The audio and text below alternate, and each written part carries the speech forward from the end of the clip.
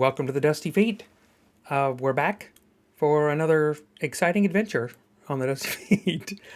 As you can tell, that we're on a red string, so by the border, of course, we're red. It's a red string episode. Jim Wern's in the house. We're going to talk about disciple, follower. We're segueing off of last week's Mackie, and he mentioned some things, and it kind of peaks here in Matthew. And we're talking about, okay, so now we've got disciples to think about, at least that term, and we're going to kind of walk through that a little bit too. It's labeled as part one because I have a feeling this is going to go multiple parts. So that's the deal. And the trick with that is that's the date. Okay, I went through my videos and nothing plants out. I don't have it in the description. I could probably put it in the description. I don't have that deal.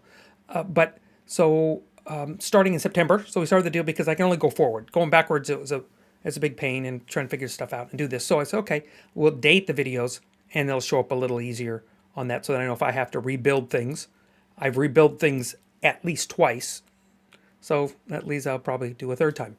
But we'll see how that plays out. On the website, we are now fully on YouTube. For those of you watching, of course, you know you're on YouTube. But everything that we have, the library, has now been ported over to YouTube. So the menu options will take you to the playlists. Now everything's got a playlist.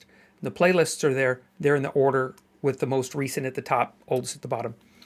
And so we'll have a playlist with everything that's there. There's an additional tab for resources.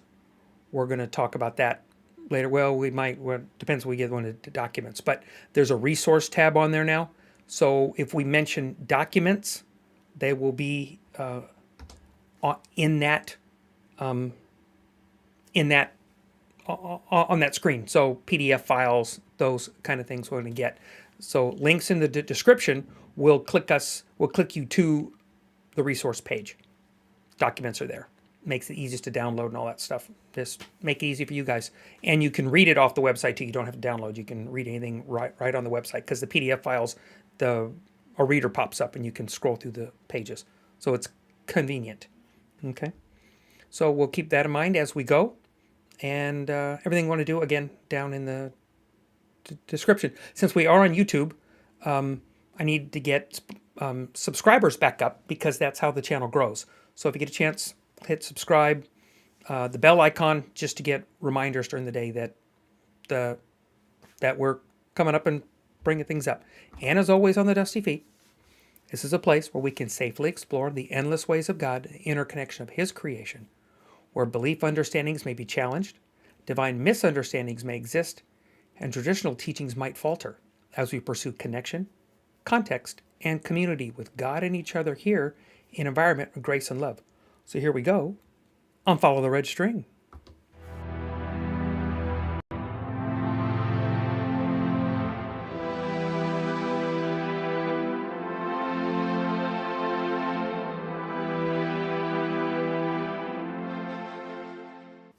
And Jim Warren's in the house.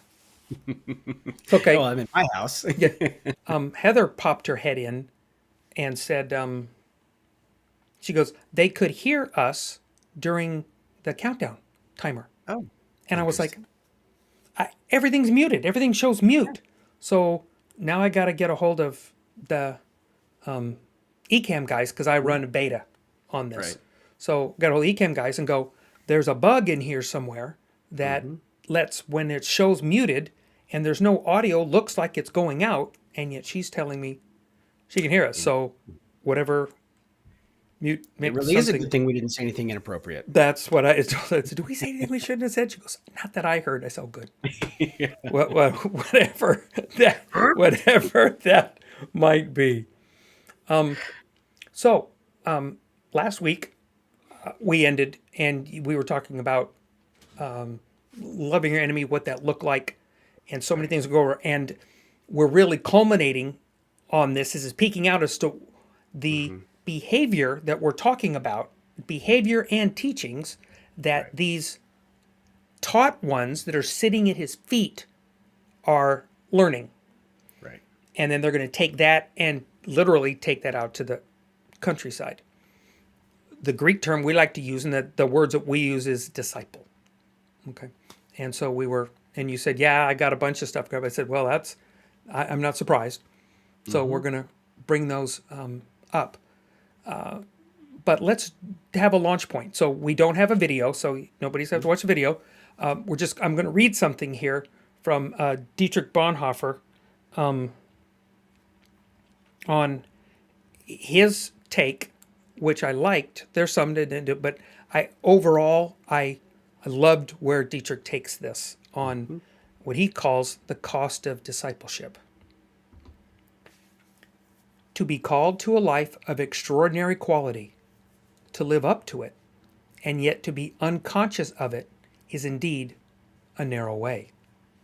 To confess and testify to the truth as it is in Jesus, and at the same time to love the enemies of that truth, his enemies and ours, and to love them with the infinite love of Jesus Christ, is indeed a narrow way.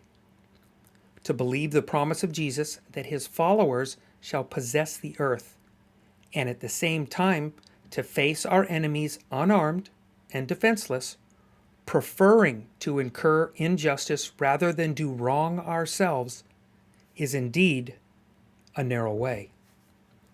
To see the weakness and wrong in others, and at the same time refrain from judging them, to deliver the gospel message without casting pearls before swine, is indeed a narrow way. The way is unutterably hard, and at every moment we are in danger of straying from it. If we regard this as one we follow in obedience to an external command, if we are afraid of ourselves all the time, it is indeed an impossible way. But if we behold Jesus Christ going on before, step by step, we shall not go astray. Dietrich Bonhoeffer, The Cost of Discipleship.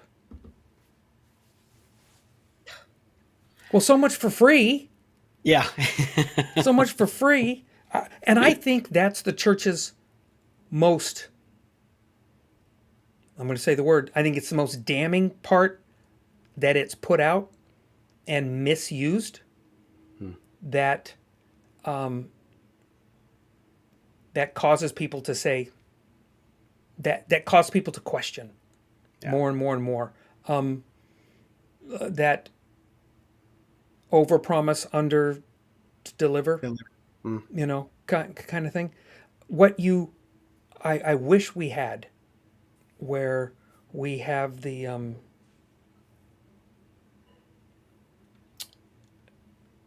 who is it? Not Lazarus. Who is it that goes into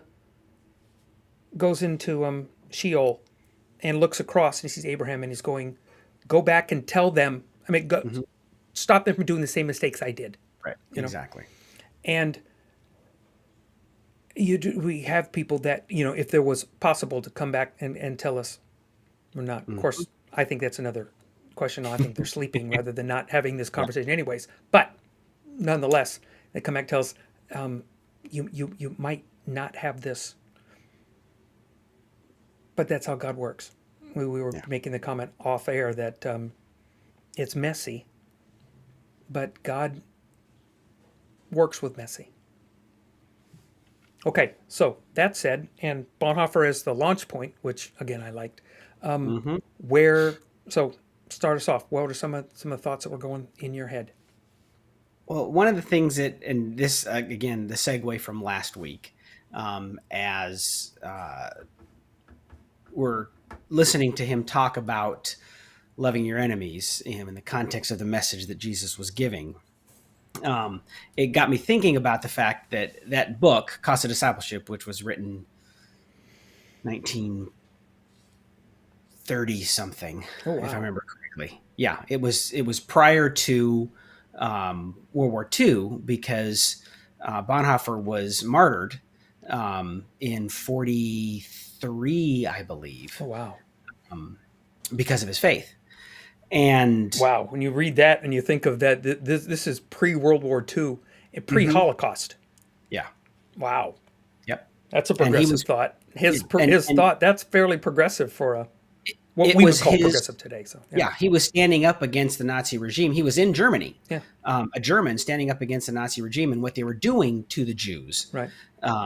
As a Christian, which is really, Hitler was saying he was a Christian and he Yeah. was, killing the people that killed Yep. Jesus, kind of Yeah. thing. God's on our Um, side, and truth right. will out in the end. Yeah.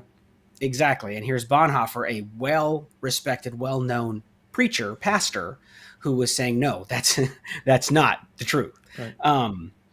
Anyway, his book, Cost of Discipleship, actually, and I just found this out the other day.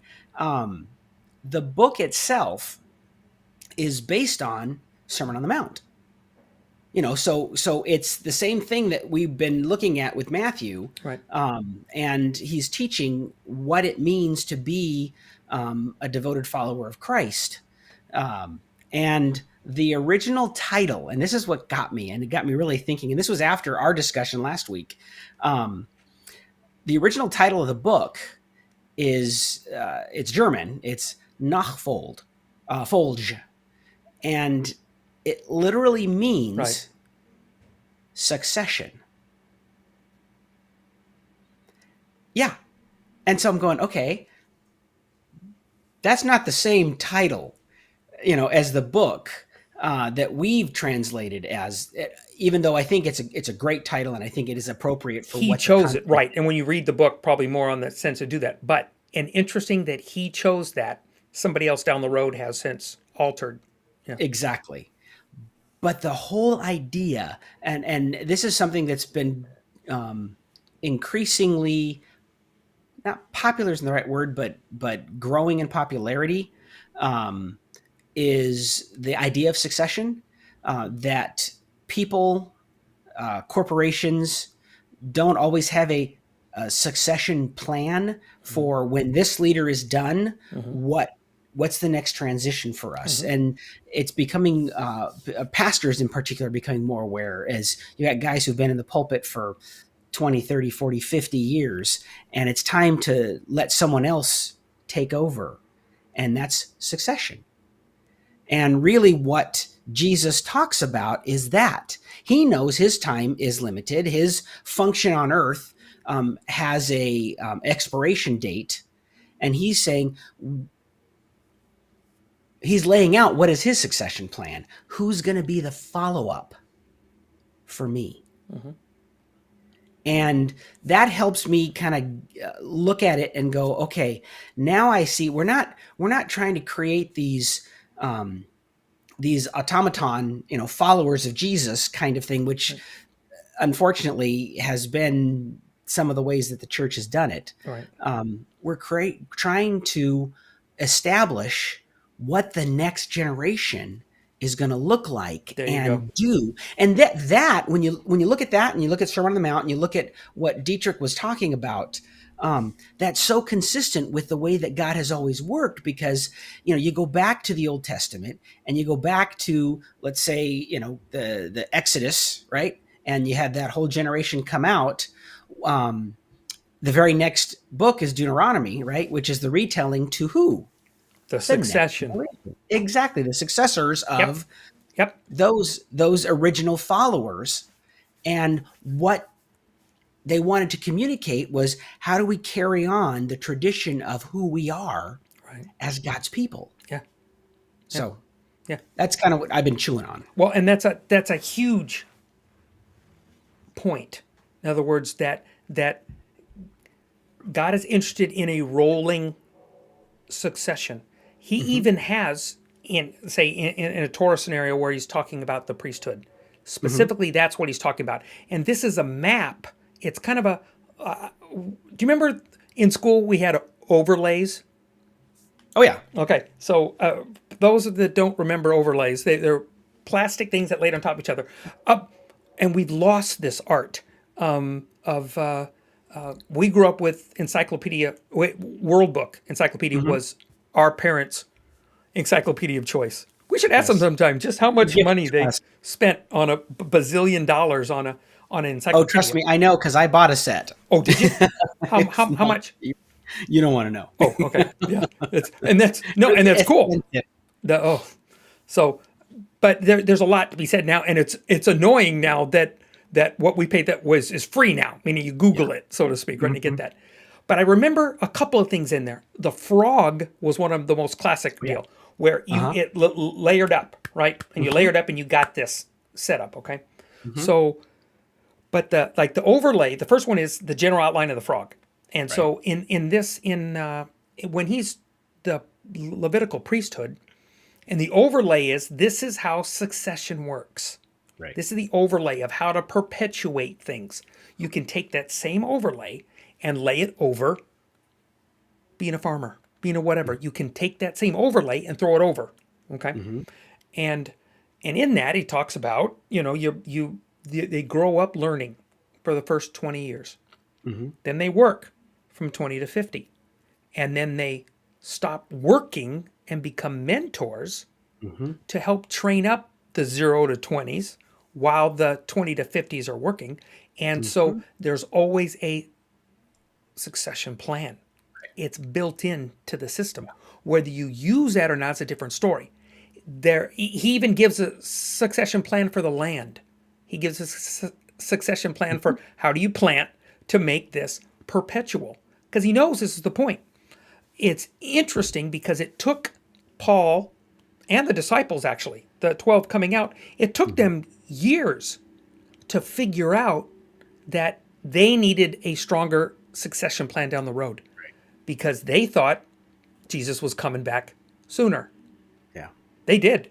And so then they had to make a shift and adjustment and go, we need a succession plan. That's when you really get heavy into the Titus, Barnabas, Timothy, these guys, as we're seeing them, the younger guys, they're bringing up going, we need to go on past us, especially because all of them did not have pretty demises. Yeah. And scripturally, we see that constantly along the way, even occasionally with prophets. Even occasionally with prophets. Samuel, right? Okay, we have all of that getting ready for the next prophet, and who those prophets were going to be, and kings, and we see that point and how God works. And when you don't do His plan, His outline, His overlay, and when you do it your own way, you end up, having problems. So that discipleship issue becomes important. Now, can we do this? And this is just a theoretical point, is that can we separate follower and disciple? The word gets used, they juxtapose, they're Yes. switched back and forth often. I'm not sure that's accurate. Yeah, I wouldn't say that it is. I think they're two different terms. Right. And so we may throw them out by accident either way, but what we're talking about are people that are preparing those for the next generation. Right. Okay? You can be a follower of God. You can be a follower, which means this isn't a bad statement. The farmer, I'm a farmer, a farmer, butcher, baker, candlestick maker. And you're there to help people work, to help people feed their families, to live that life every day the way God wants you to live it with the principles that you live. If there's somebody else that's called to be that next generation feeder, that's fine. But I'm happy with being a follower in that regard. Okay. Those that they're talking about, like the Levitical priesthood, these are the ones that are perpetuating this and driving this forward. So we're talking also about that, the people that he's talking to on the mountain. We were talking about the inverse. When we see a stage, we get the stages down low, speakers up, and everybody's looking down at the audience. Jesus does the reverse. He goes up the mountain, and the people that care do the extra hike. The rest of them are all down the deal. So the ones that decide to sit in the front row are the ones that want to learn. These are not the 12. We're not there yet. But these are ones that want to learn. He said, okay, you're going to help me perpetuate this. We hear this story one time. There's a good chance that this was like the Martin Luther King speech. It was said many, many times. Right. He didn't tell that parable that you read once. Yeah. These are repetitive stories. Mm-hmm. That we'll argue the point that because there's not so many parables, that there's like a bunch that one doesn't cover and the other one, there's just very few that Right. spraddle back and forth. This, we got the crux of his story, the Matthew chapter 5 and that layout, and then the parables. That's what he told for 3 years. Yeah. Repeated the story and then built the followers that eventually whittled down to the 12.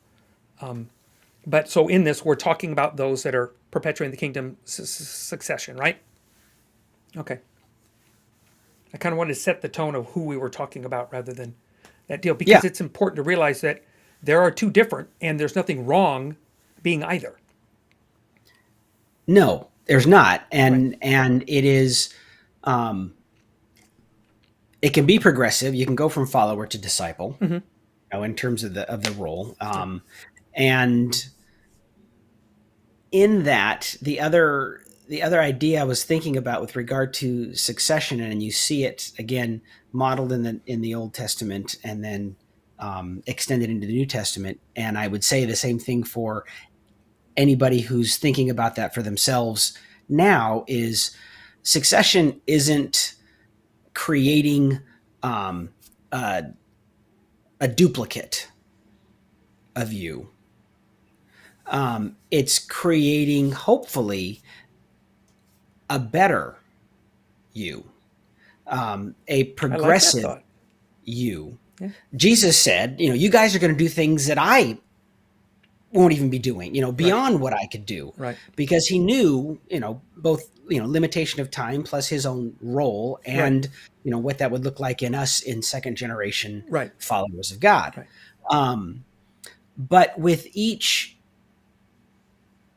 extended generation comes a broader scope of where they're from. You had mentioned earlier, before the broadcast, the whole thing of, the farmer community, or not the farmer community, the Shabbat, being sunrise to sunset. But as certain parts of the world, there is no sunrise or sunset, or depending on the time of year or whatever. Yeah.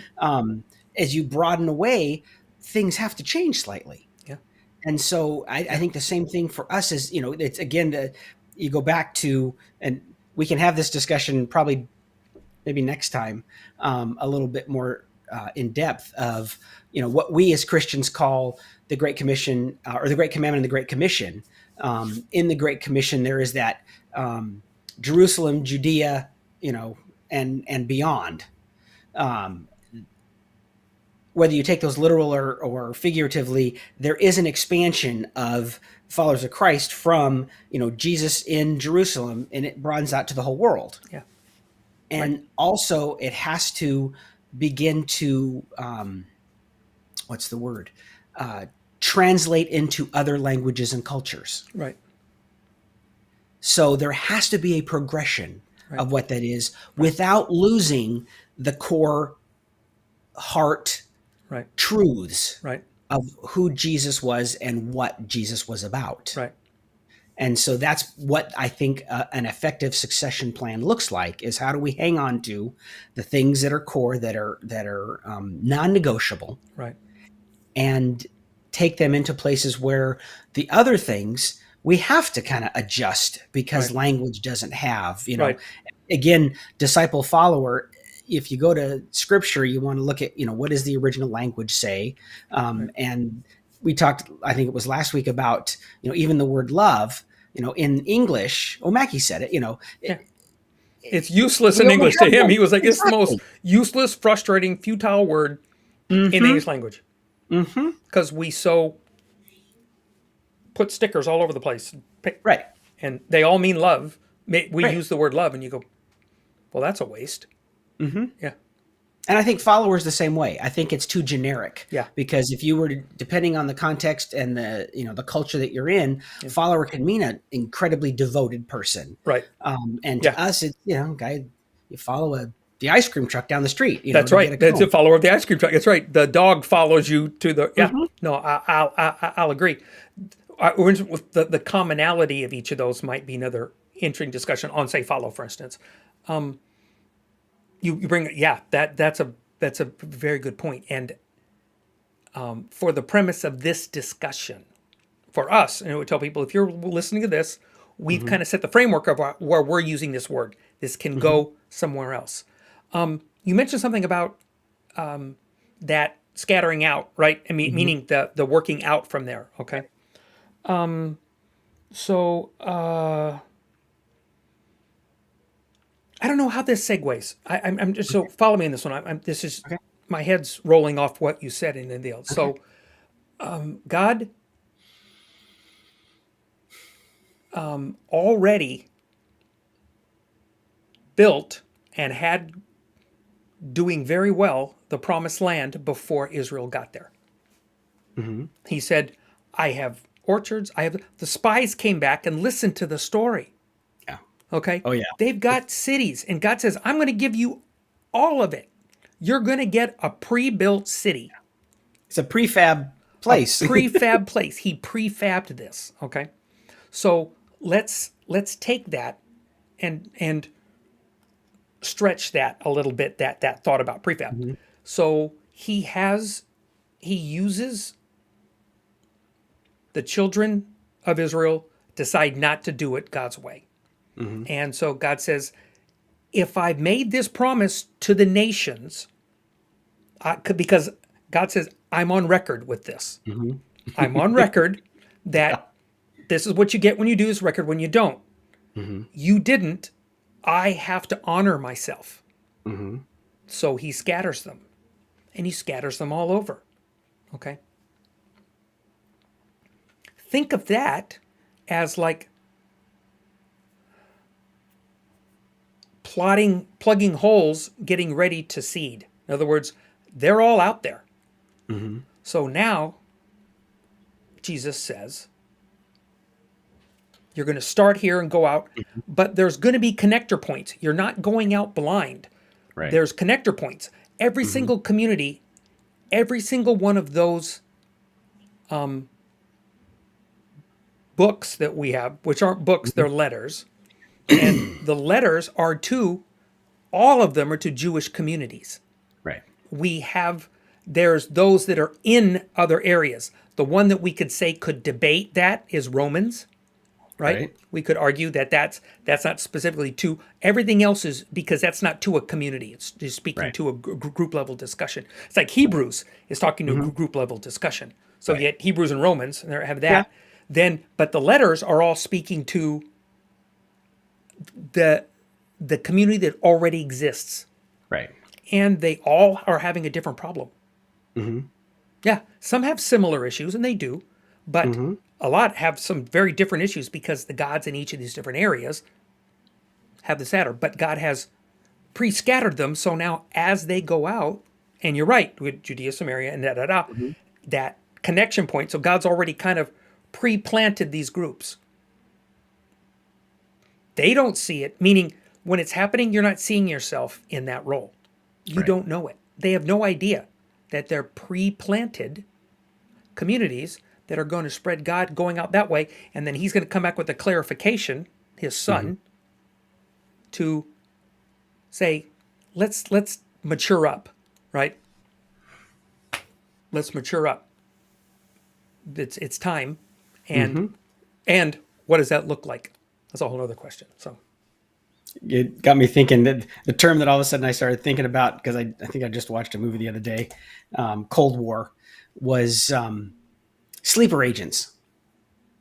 You know, those people that are pre-programmed that aren't even aware that they're pre-programmed. Somebody says a word, and all of a sudden, boom! You know, yeah, they're on. yep, And yep, it's an interesting concept as you're talking about it. It's like God has kind of prepped for this expansion, you know, to go out. And then it is our job to go, okay, what is the next level out look like? You know, for that's a good them, question. it was more geographical. Literally, the world was much smaller, and they Right, were broadening physical out. moving. Right, yeah, Right. For us, I mean, the world has pretty much been populated. There's a few places that are still, you know, pretty desolate, but I don't think anyone wants to live there. there's available real estate in a few places. The Sahara Desert, yeah, it's but cheap land. but the Um, people have pretty much settled into spaces yeah, where they've decided they want to settle in, and I'm agreeing. right. Okay, so with And that, what does that next look of succession look like, right, and and I expansion? Yeah. think, you know, to say that there are still I mean, I'm going to use the term loosely, evangelized, unchurched places in the world, Right. um, is probably true to some degree, but God has pretty well spread all over the place in terms of message. Um, Muddled so message, but message. Yes, I'll buy. yes, and I would agree with that. It's been diluted, it's been muddled, it's been thinned out quite a bit, um,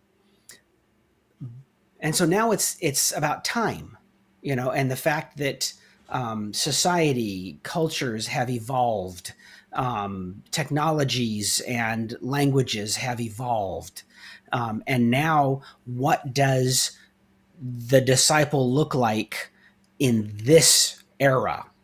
Um, and what does it look like in the next era? It's one of the things Dennis and I, you've talked about the fact that I'm part of Via Cordis, which is a network of, the term we've used is missional communities. And Dennis and I were just talking this week, I think I mentioned it to you, about calling them disciple making communities, because trying to focus more on what we really believe, which is, we want the common term is fully devoted followers of Christ. Okay. So And that's so you mentioned the point. So let's mhm, segue this before you go, because I want to say. So I would say maybe a thought tweak, a thought mhm, stretch would be: I need to have follower communities. mhm, Within those follower communities, I need to develop discipleship that yes, allows that community to have succession, mhm, right? With Dad going overseas, right, and mhm, his work in Africa and Uganda and Ghana, right, mhm, and because I was thinking about this not too long ago about people that we love to go out like a Band Aid, right, mhm, and sing songs, da da da, and I'd like to go back and see, okay, where are Band Aids? Like if they started something, mhm. I wonder if some of it looks like abandoned amusement parks or abandoned Olympic facilities. You ever gone? If you Google that, that's kind of weird to Oh, go look at sure. these Bunch of facilities them. that are Yeah, now that yeah. they were hot at the Overgrown. time, but Mhm, they're not anymore. Okay, mhm. which means there was no succession. We'll just Right. work on that thought process. Mhm, So part of it is I love ideas. Show me the succession plan going forward. If there's something mhm, that Dad has helped teach me and me to mhm. understand, is the importance of succession in the projects that he worked with, Right. that they've continued, so that when a village is taking the time to honor you for 20 years of service, Mhm. and then you're setting them up to continue, that's a succession plan. Yeah. And how that plays out Yeah. is interesting. We've seen churches, you and I have been part of churches, where as soon as a pastor leaves, it crumbles or falls. I mean, First Baptist Mhm, Van Nuys was a classic example mhm. with Fickett. Went Yeah. horribly wrong. There was no succession plan. Right. And so who is there? Who's being groomed? Who are these people that this is who's Aaron? They had is supposed to be his sons, lost two of them. Okay, Mhm. so they're realizing, oh, this is important. How important is it? And then getting people ready for that next part. And we Yeah. don't. Right now, we just quote unquote want them to read a pamphlet, pick four colors, read through Yeah. them, and then you're it. And it's like, nah, you've just scratched the surface of being. The discipleship has a cost. Following has a cost. Discipleship even more so. Yeah. But I'll say let's start with follower, and then like you're saying, you did. It's like, okay, we need to have these missional communities where Mhm. we're developing followers and then growing disciples. I'm not Right. growing a community of disciples. I'm growing a community of followers. Within that come my next Yeah. 12. You know what I'm saying with that. So Does that Yeah, make I mean, sense? oh yeah, it does. And because I was thinking of talking to a guy at work, he was gonna head out to Durango, Colorado for a vacation. I was telling him all the fun places because I love Durango, and I was thinking of the drive. Um, and you go through a lot of farm country to get out there. And I think of farmers. You've got a lot of field workers who come in and do the labor Mm. in the. They're not all going to become farmers No, and own their own farms. no. But the farmer does have to think through, after me, who's going to take over? I think of those who are found that how do you get the organization beyond you as the person? Yeah. And I remember being a part of a ministry where they were trying to think through, that the founder was getting older and he didn't want to lead the organization anymore. He wanted to become more of a, what do you call it? Not adjunct or itinerant. What's the emeritus? Emeritus. Like president emeritus. Right. I'm a referee emeritus. Yeah. Yeah. Yeah. It's a nice little badge. It says emeritus on it. Yeah. You were talking about Dad, being a part of Johnny and Friends, and relatively early on, I think Johnny, let go of the reins and let someone else be president of the organization and run it. Right. And she was more of the content creator, provider, speaker, champion of the ministry. And then that person could take the ministry beyond just an individual, with this, unique gift and do even broader ministry. And, and they're looking at even beyond that now. So it's whether we're a missional community of just a handful of people, or we're a church of 10,000, you're right. I think there has to be that sense of not everybody's going to replicate and do this somewhere else. Right.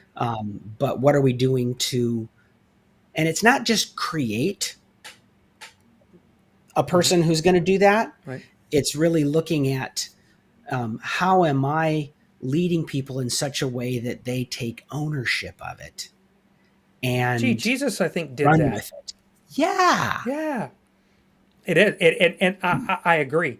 And I think that's how the original priesthood was supposed to be. In other words, that's part of the point. Taking ownership for your stuff. And we saw that problem early. Korah comes out in the Korah rebellion where he goes, what makes you so special?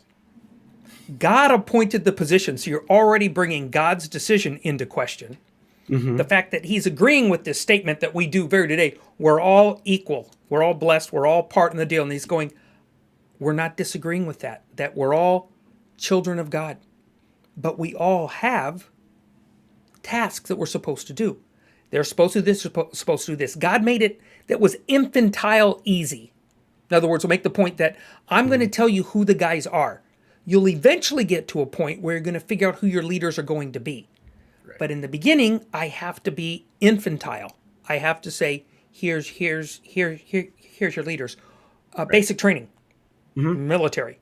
You hit there, and of course, they don't know who the leadership guys are. They have no clue.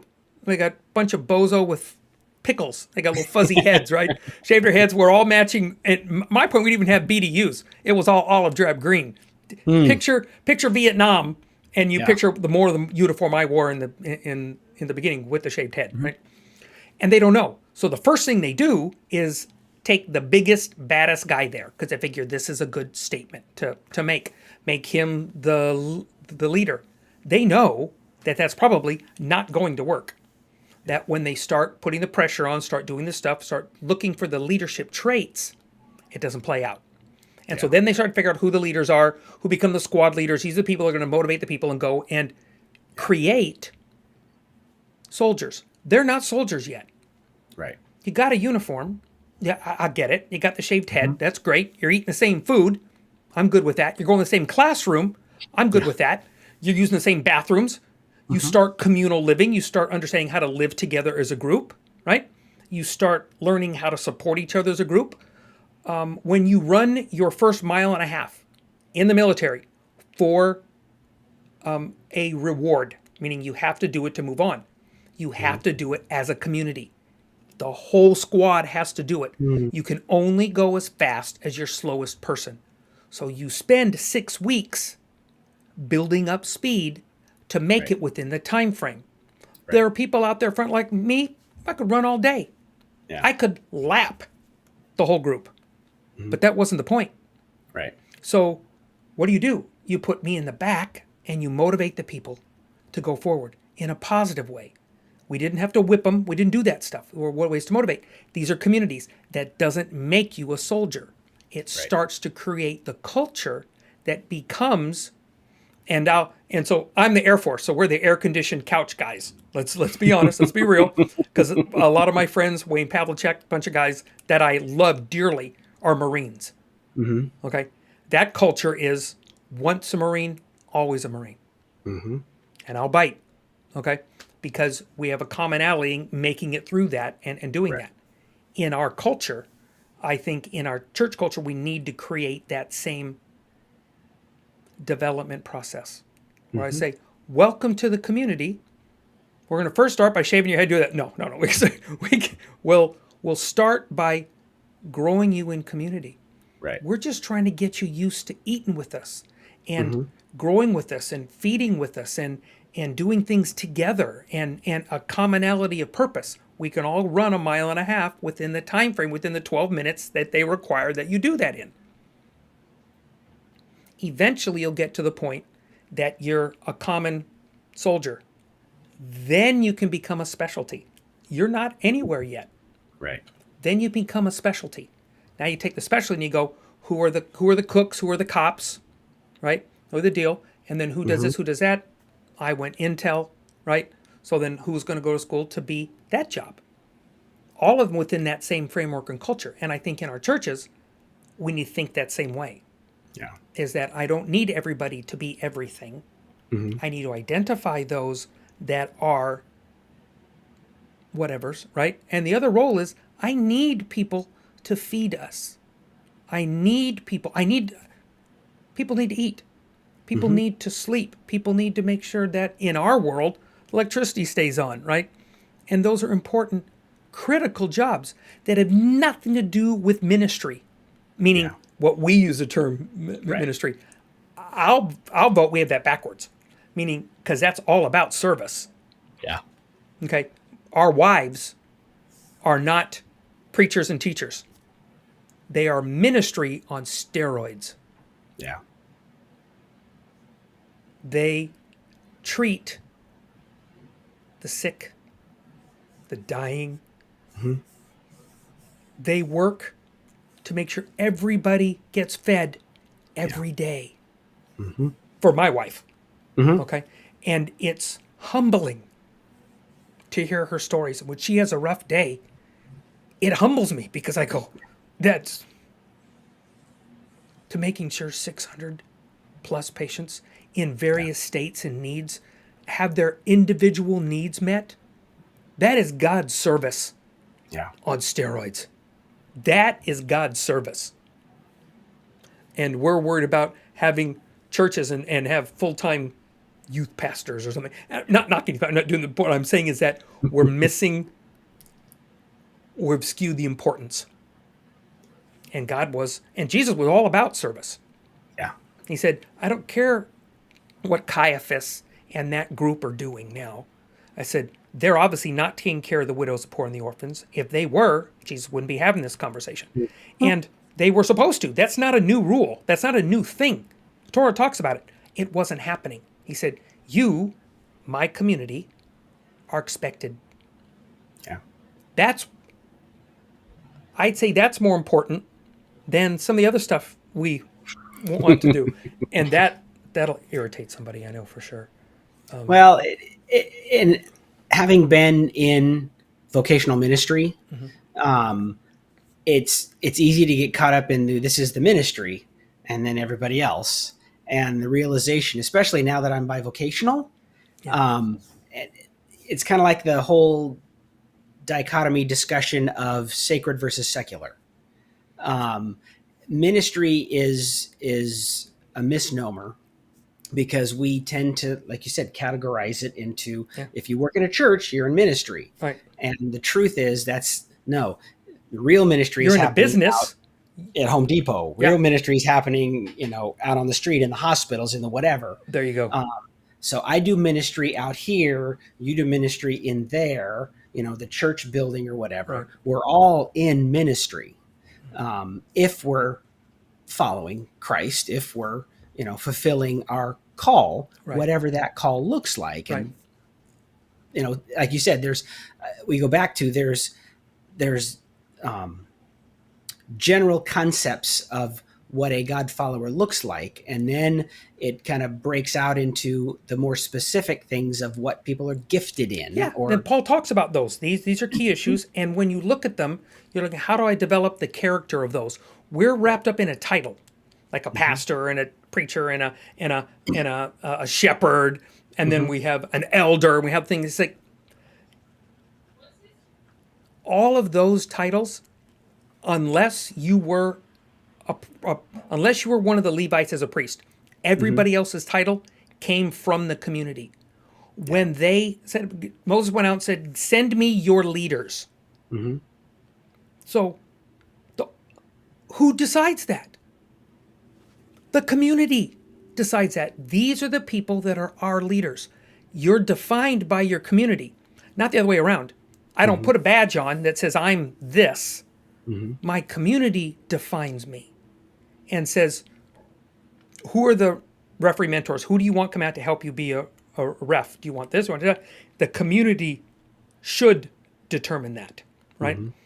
And in this role, I think that the community then makes those to where being an elder in your community isn't, it's an obvious. One would say, teachers, preachers, those are ones. We get people that love, they have, when you put prophet on a business card,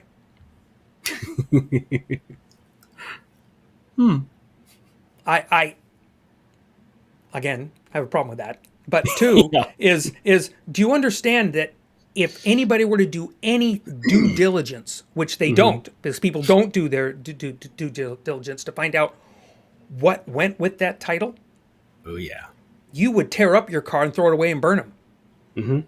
Not one of those prophets, not one, really wanted that job. Yeah. One guy jumped out of a boat in a storm and got ate by a fish. That's how bad he didn't want to be it. Okay? That's not wanting to be one. Yeah. God said, there's another lesson. You're going to teach two lessons here. So we're going to walk you through this while I walk you through this. But in those roles, that's what it comes out. And the people choose to listen or not is the people's job. The followers pay attention because they're trying to keep you course-directed, course-safe, those kind of deals. So how this works out, I agree, is that our communities need to, one, start recognizing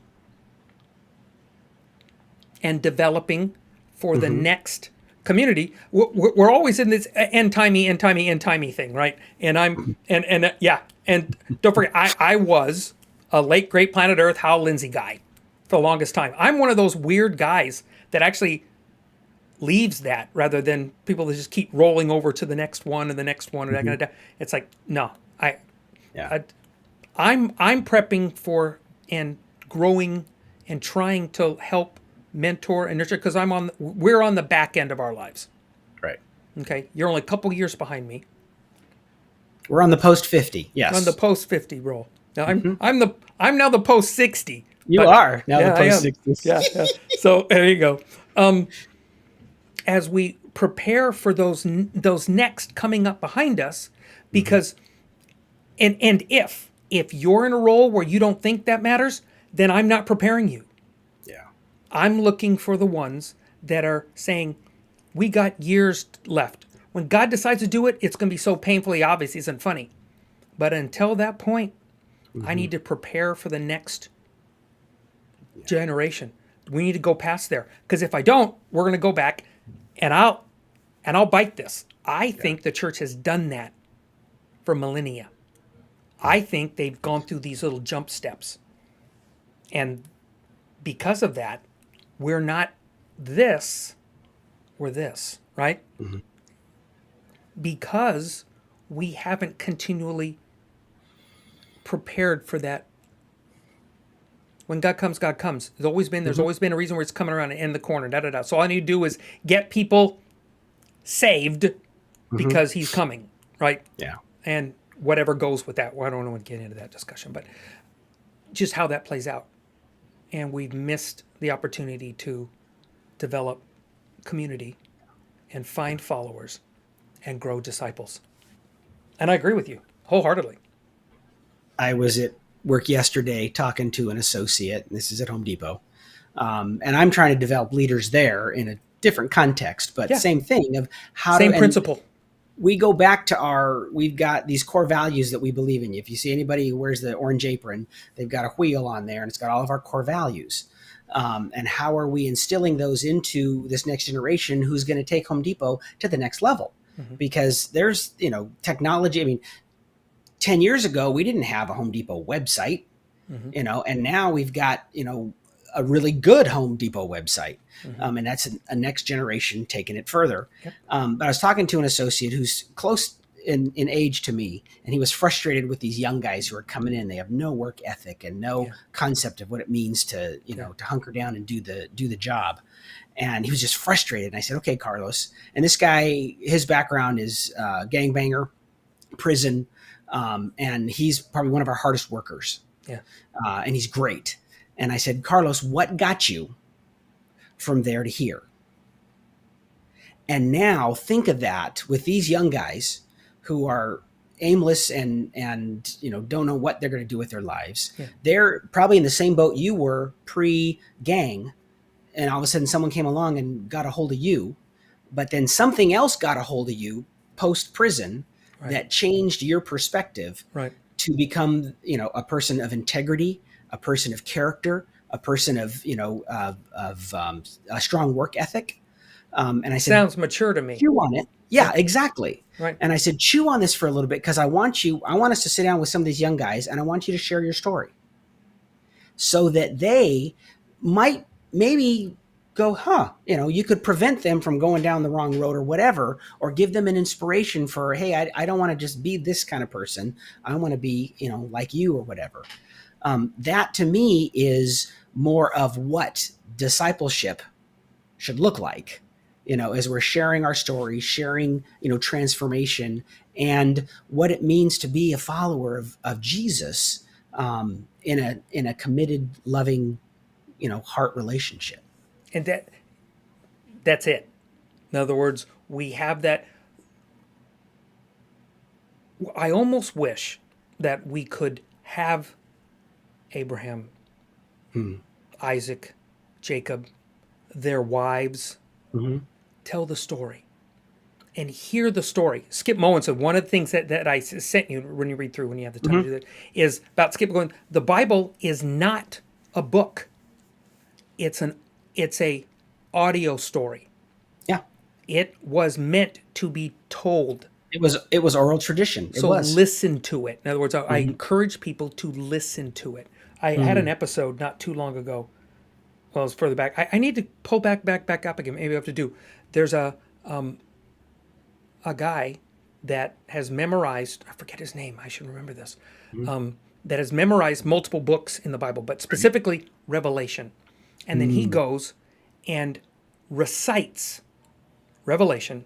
Oh, that'd be interesting. And it's fascinating. I'll send you the links. Yeah. Because he recites the entire book of Revelation from memory.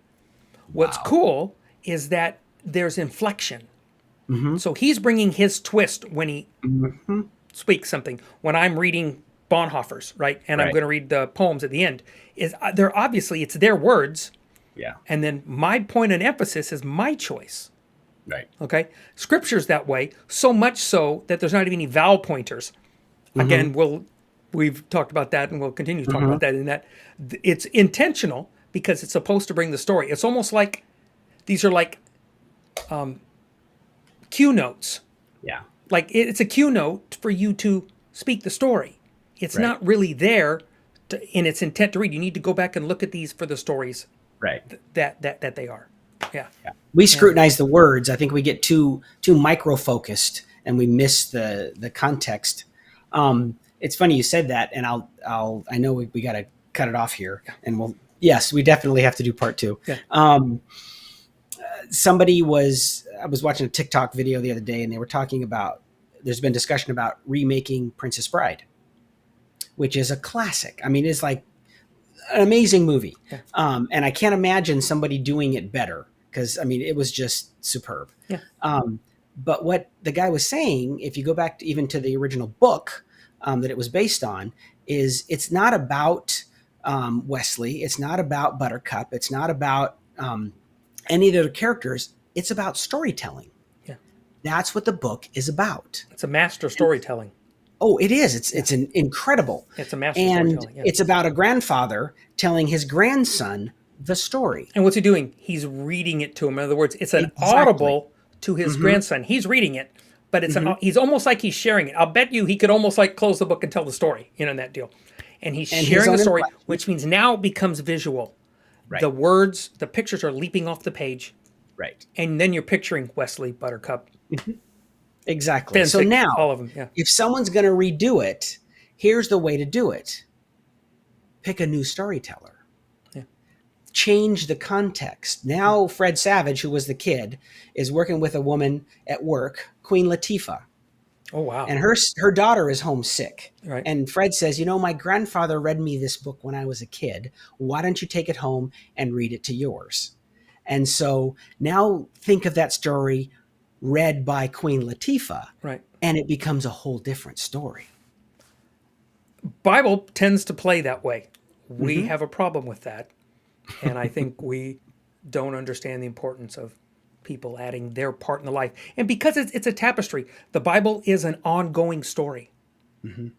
The gaps are because we chose not to listen to people in between, not because there weren't. Yeah. And in between there and there, I think we need to read more of our own history Yeah. to start to hear our own history and then see where we're taking the story. That's a very good point, Jimmy. That's huge. So we'll pick it up next week with Okay. kind of maybe more talking about, what are the earmarks that distinguish maybe a follower from a disciple, to help us understand what that transition would look like and what that succession looks like. There you go. So then now we'll start tacking things like Post-it notes. Put some Post notes on and say, okay, then we'll start bouncing things on the deal. I love it. Okay. So with that said, perfect. Hang. Okay. So what would be there would be that we're doing part 2 next week because you heard him say it. So there you go. Jimmy said, there it is. Part 2 next week. It'll be on Twitter. It'll be on the Facebook page. We'll make sure. I mean, not Facebook. Well, Facebook, DustyFeet Facebook, but on the website too. It'll be there, so you'll see it. And we'll rock and roll with that. I love that. So this poem I had picked out before, and I don't know. I shouldn't be surprised when things like these plug into things. When you're reading a book and you're doing the deal, I shouldn't do. You say that you're surprised, and then I love where this one goes. So enjoy this. On the celebration of deliverance. 2 days of celebration belong to each of us. One becomes our annual acknowledgement of purpose, of dreams realized or forgotten, of hope for consolation. The birthday. Childhood's register of privileges. Initiation. Invitation. Soon becomes a reminder of what is not yet, and then what will never be. The pendulum replaces glee with reminiscences, and at last, the end. The second is encounter pose, removes the passing night, and places in our hand today, an encounter with eternity. Dimly we perceive this transformation. A second birth requires choosing death. And though the passage changes not a single hair, all of life is born again, refreshed. Celebrate both, living and being alive. Once begun, never done. Survive. Written 27 August 1984 by Skip Moen. Broken Bits. Poems from the Wasteland. May we have that heart as we follow. And thanks for being with us tonight on The Dusty Feet.